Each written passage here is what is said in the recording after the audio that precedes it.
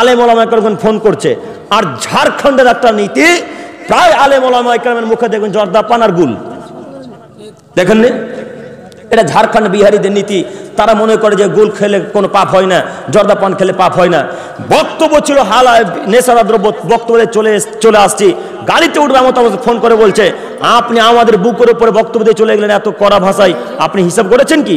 তখন আমি বললাম, কি হিসাব করেছি বলেন একটু। আপনি যে বললেন বিড়ি খাওয়া হারাম, প্রমাণ দিতে পারবেন?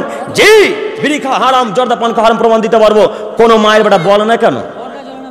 সেদিন বলেছিলাম ক্ষমতা থাকলে সামনাসামনি বলেন, ফোনের মাধ্যমে নয়। এখন পর্যন্ত কেউ বলার অধিকার, কেউ ক্ষমতা পায় না, বলে না কেন? আপনিও বলছেন কেন? চলে যাওয়ার পর কত ক্ষমতা আছে বলেন না এখন যে আব্দুল করিম এই কথা ভুল বললেন। তবে আমিও মানুষ, ভুল হতে পারে। তবে আমিও মানুষ, ভুল হতে পারে। যদি ভুল হয়, জাতির সামনে সঙ্গে সঙ্গে কথা ফেরত নিতে প্রস্তুত, জাতির সামনে এখনই মায়ের সামনে ক্ষমা নিতে প্রস্তুত, আমি স্বীকার করতে প্রস্তুত। আর যদি আমার কথা ভুল না হয়, কথা যদি রাসূলের পক্ষে হয়, কথা যদি আল্লাহর পক্ষে, তাহলে আপনাকে যে কোনো মূল্যে এখনই নেশাদ্রব্য ত্যাগ করতে হবে। পারবেন না ইনশাল্লাহ? পারবেন না ইনশাল্লাহ? ইনশাল্লাহ। অহংকার দেখাবেন না, অহংকার দেখিয়ে কেউ টিকতে পারেনি। চলে গেছে ফেরাউন, আছে পৃথিবীতে? চলে গেছে নমরুদ, আছে পৃথিবীতে? চলে গেছে কারুন, আছে পৃথিবীতে? চলে গেছে আদ জাতি, সামুদ জাতি, আছে পৃথিবীতে? আদ জাতির কত ক্ষমতা,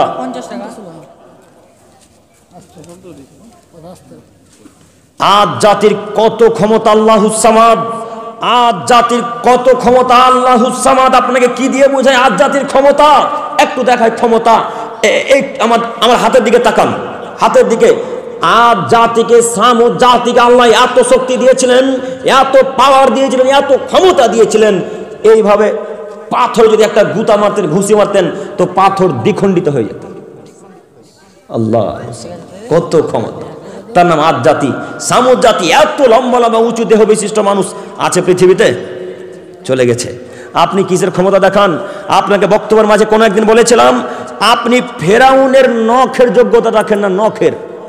আপনি বলছেন মোদি খুব খারাপ মানুষ, মোদি খুব খারাপ মানুষ, অমিত শাহ খারাপ মানুষ। তার থেকে লক্ষ কোটি গুণ বেশি খারাপ হচ্ছে ফেরাউন।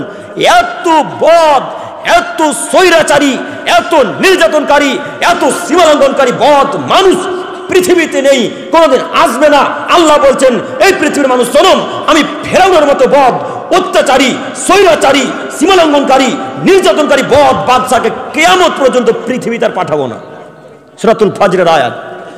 আর আল্লাহ বলছেন, ফেরাউনের মতো বদ, অত্যাচারী, স্বৈরাচারী, সীমালঙ্ঘনকারী, নির্যাতনকারী বদ মানুষকে আমি পৃথিবীতে কিয়ামত পর্যন্ত পাঠাবো না। আপনি মোদি, অমিত শাহ, পৃথিবীতে যেই আসুক না কেন, ফেরাউনের নখের যোগ্যতা রাখতে পারবে না, নখের। এত ক্ষমতাশীল মানুষ, এত শক্তিধর মানুষ, এত পাওয়ারফুল মানুষ, এত অহংকারী মানুষ আছে পৃথিবীতে? আছে গো? নেই। আপনি কিসের অহংকার দেখান? আপনার পকেট যদি এখন চেক করি, এখনো গুলার গুটকা বেরিয়ে আছে? নাই মনে হয়, নাই না? নাই, আলহামদুলিল্লাহ। ওই মধু না কি বলছে, কি বলে মধু না কি বলে ওটাকে গো, দোকানে বিক্রি করে? বিমল, বিমল, ঠিক, যা যাকে লোক খায়, ওই বিমল এখন পকেটে নাই মনে হয়, নাই না? এখন মানে রেখে এসছেন নাকি? আচ্ছা, রজনীগন্ধা নাকি? রজনীগন্ধা না? হ্যাঁ, রজনীগন্ধা, রজনীবাস, শেখ, আজ কি বললেন, শেখর, শেখর, যাই হোক, এলো সব হালাল নাকি? সবই হালাল না? হুজুরে বলেছে মাকরু, তাই আপনারাও চালিয়ে যাচ্ছেন। একবারও চিন্তা ভাবনা করলেন না যে হুজুর মাকরু বললো কেন? হুজুর যে নিজে খায় গো, এই জন্য মাকরু বলেছে গো। হুজুর যদি এখন হারাম বলে দেয়, তার খেতে পাবে? হ্যাঁ, এই জন্য বলছে মাকরু। হুজুরের মত খুব মজা হয়েছে। হুজুর বলছে, চল এরকম করে চলি গোলে। তো হুজুরকে জিজ্ঞাসা করেছে, হুজুর এরকম করে কতদিন চলবে?